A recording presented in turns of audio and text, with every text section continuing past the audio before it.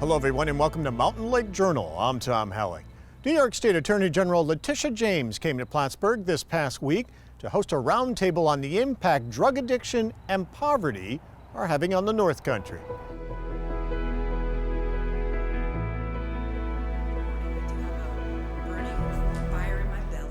In her first visit to Plattsburgh as Attorney General, Letitia James hosted a roundtable with state and local lawmakers and social service workers to talk about drug addiction and the impact the opioid crisis is having on the North Country, and poverty, which James says she experienced firsthand growing up in Brooklyn, living on public assistance.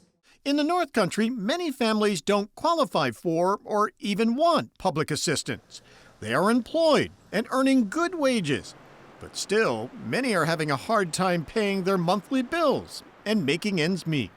$16, $17, $20 an hour jobs, and that sounds great. And what we found, though, is that despite that wage, people are still struggling to be away from that financial cliff and have enough of a buffer to be able to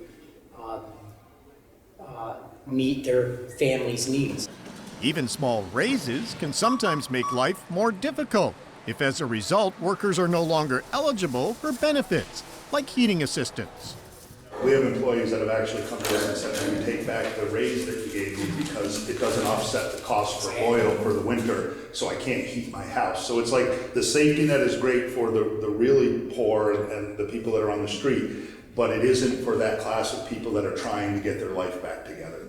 And Carpenter says making it even more difficult is the lack of affordable housing. He says while many people may be working, their jobs don't pay enough to cover the cost of a decent place to live. One-bedroom apartments in this community, and I say the greater Plattsburgh area, have risen by upwards of a couple $100s in the last 2 years. So wages are not concomitant with that. There's not enough affordable housing. And there's a lot of apartment buildings going up in this area, but they're all for higher-end people. Those who can find affordable housing in the North Country often have to live far from where they work. So having reliable transportation is a must. When you live up in the rural area, you must have a car. Yeah. You cannot do things without a car. And that's an expense. And it's a car, and it's insurance, and it's gas, and it's fixing. Many of the towns are spread out by 12 or 15 mile distances. So if someone doesn't have a vehicle, they only can find a job in their little tiny town of 2,200 people. And so it's very difficult. And it can also be difficult for many living far away to find affordable childcare. The roundtable also focused on the opioid crisis and helping people in treatment and recovery. Michael Carpenter talked about the residential campus that he helped open this summer in Plattsburgh for people struggling with addiction. He praised the Attorney General for suing Purdue Pharma and the Sackler family directly, and then refusing to accept their offer of a bankruptcy plan that would provide about $3 billion in compensation for drug rehab and prevention programs to states and communities nationwide. But James calls the offer inadequate. They would like for us to settle. And I said, I'm not settling for $3 billion. You've got to show me additional resources. I've got a big state. We have a huge problem. You're responsible for it.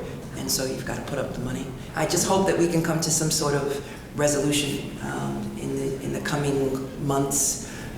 Because the need is so great, and I've heard from a number of providers all across the state of New York who desperately would like to expand their services. The opioid crisis, and when we do reach a settlement, there will be a structure. I will probably, working with the governor's office, set some parameters, and then it will be up to all of you to distribute it.